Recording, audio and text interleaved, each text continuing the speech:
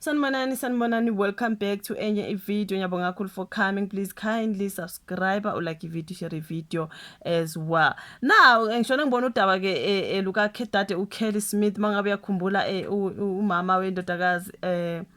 asithi umama womntana lo owalahleka Nkosi yami ngase Cape Town eSaldanha Bay ngaze ngakhohle igama lengane Nkosi yami uJocelyn Smith. Okay, umama kaJocelyn Smith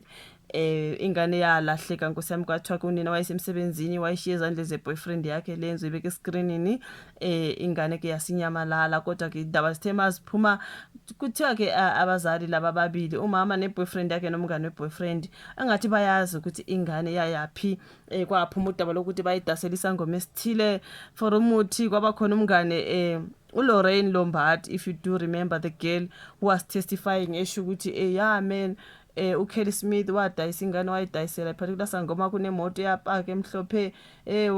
kwaphuma umama oyisangoma othile bashintshana imali ngathi mambuza uKelly Smith uKelly wathi I just sold my child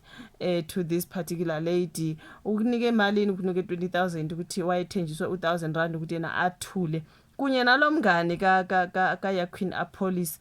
uStefan van Ryan kuthiwa naye wathenjiswa ke leyo 1000 angazi 2000 into kanjalo for udouble njalo ukuthi bathule ingane beloku inyamalela ingane idingwa kanti uKelly Smith uyazi ukuthi wenzeni ngengane because of course vele usebanje ukuthi unecala uKelly for ukudayisa ingane engeyakhe.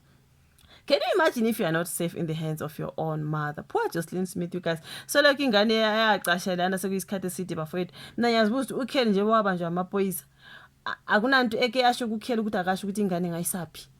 Ulokhu uthuli nje akatsho lutho mhlambe nalabantu abadayisela ingane basho ukuthi if ungasho ukuthi yithi esinengane siyokubulala I do not know. I mean what makes her keep quiet and not say ukuthi ingane wenzani ngayo?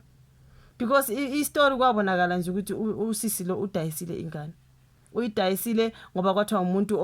obesidla idakamizwa yena ne-boyfriend yakhe bonke nje laba ngathi abantu akade bedla idakamizwa obviously mhlambe bese ikweletini zedakamizwa noma bekusenzakalana ngoba bedayisa ingane ukuthi vele kumele babheme whatever the case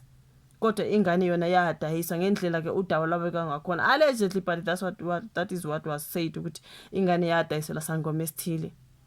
You know what I mean? I'm sure alukhumbula udaba luka Kelly Smith, Jocelyn Smith ingane encane eyase Saldanha Bay eCape Town. Sawubona umphakathi wase Saldanha Bay ulwa nalo sisi ukuthi wenzeni ngengane. Manje ngiyazibuza akakazasho nangosuku olodwa nje aphefumula ukuthi hayi ngiyaxolisa bakithi lokho engakwenza ngengane. Hey lo sisi. Sambona lapha ngesikhathi engathi nje ukhulelwe ukuthi hayi uKelly ukhulelwe ejele into ekanjalo angazi noma sewateta noma sekwathini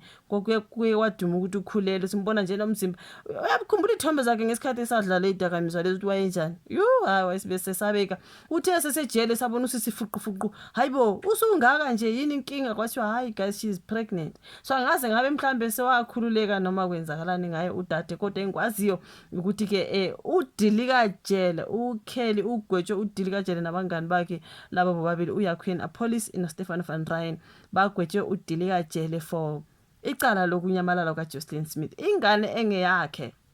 her own daughter. Zasho nangosuku lodwa nje ukuthi wenzani ngengane eluyasisu nesibindi man esaphekwa netshe kwavuthwitshe. Zasho nangosuku lodwa nje ukuthi wenzekani ngomntana ayisuka bafethi mina ngathi mase ngiboshiwe ngivele ngisho ngithi hayi ngiyaxolisa kodwa into engayenza ukuthi ngangifuna idakamizwa into engayenza ngadayisa umntana ngamdayisela kuzibani ngoba kuyafana zibani ungathi uzombulala mase ngiboshiwe sekuyafana nje angivele ngikhulume ngithi ingane ngenza ukuthi ngayo I mean ususejele usafihlana usubanjiwe mos ungafihla mhlambe uma ungabanjwanga kodwa musubanjiwe hayi for me nje akusasiza but ke asifunde lapha ukuthi udilika jele ke kumama nesoka ngokulahleka kwendodakazi isekhaya umntana phela wanyamalala esekhaya kwavele kwathiwa ingane ayisabonakala hayibo Kelly where is the child uyabhayiza nje loyo. So Kelly Smith ongumama kaJocelyn Smith isoka lakho yaQueen Apollos nomngane wesoka uStefan van Ryan bagwetshwe udilika jele ngokushushumbisa ingane eneminyaka engu10 so laba balahlwe amacala okuthumba nokushushumbisa ingane ngokuduka kukaJocelyn Smith oyeneminyaka eyisithupha ubudala lengane yaduka ngoFebruary wangonyaka odlule ngo2024 iduka isekhaya kubo lapha ngaseMiddleboss. So ngolesithathu ke mshushisi wombuso uadvocate Zelda Swanepoel uthi inkantolo kufanele icabangele ukuthi uJocelyn akatholakali nokuthi bekunesu lokumdayisa uthi asinaye asazi ukuthi ukuphi asazi noma uyaphila noma cha sizothemba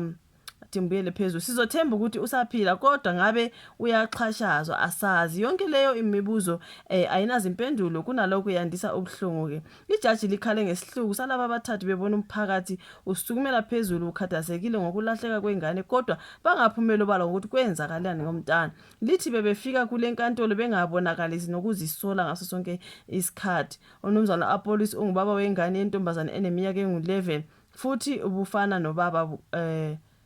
kaJocelyn kusho ijaji likhala ngesihluku salaba abathathu ngecala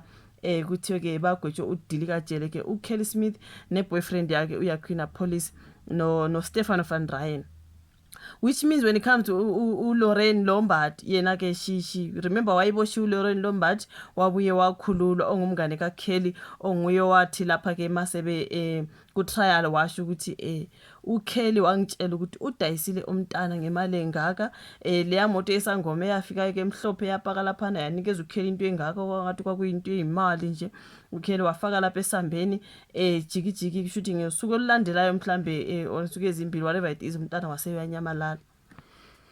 umntana wanyamalala noma wahanjiswa la kumele ahanjiswe khona something like that manje into engizibuza yena ukuthi uKelly uhlulekile nje ukuthi noma sebona ukuthi isimo vele sesimbhedela asho ukuthi umntana ngamdayisela umuntu othile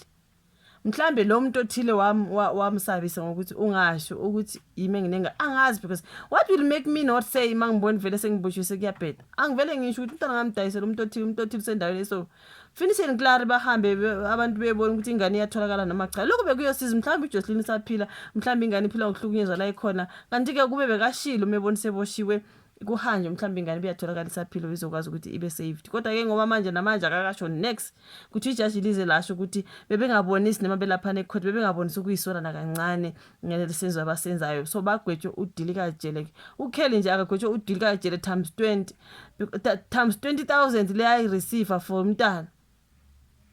dilika jele times 20 agugele lapha because what kind of a woman are you like ukudayisa umuntu yophila like how do you sell a human being like ngiyazibuza bafethu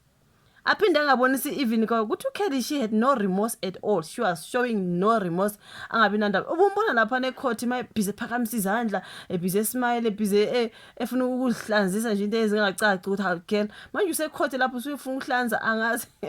angathi kwathi ukhulelwe wajabona ukuthi ngathi yazi kwabona mabe sebeboshiwe sebesemajele amaqhinga abo maningi man. They always say a lot and come up with fake stories. Oh ngiyagula. Inhliziyo yami yabuye ngifuna ukuhlanza. Lokhu nalokhu headache ukuthi nje kuthiwe hayi the court is urgent. The accused is not feeling well. Kuningi okwenzeka lapho. Why ufuna ukuhlanza ngelinye ilanga kwakuthene eqamba manga? Hayi suka. uKelly akazange asho nje nangosuku lothu ukuthi ingane ngayidayisela abani. Lo mama unesibindi. Kodwa kokusalayo ebagwetshwe udilika jele uKelly neboyfriend yakhe nomngane weboyfriend uJocelyn akatholakala bafethu asazi ukuthi ingane iyotholakala iphila noma ingasaphili which is so sad of which of course siyathandaza ukuthi umntana atholakala iphila but the mother ayichangeke akasazi idliphele idakamizwa wayesafihla mhlawumbe sadle idakamizwa sathi hayi ngoba manje uskuni phela uyambona ungakanani skuni usejele and yonke just say where is the child wamdayisela abanike umntana ayobhekwa mhlawumbe usaphila sisi this woman angazi ushivo la comment section ulike ivideo subscribe share bese siyabonana kuyezayo bye.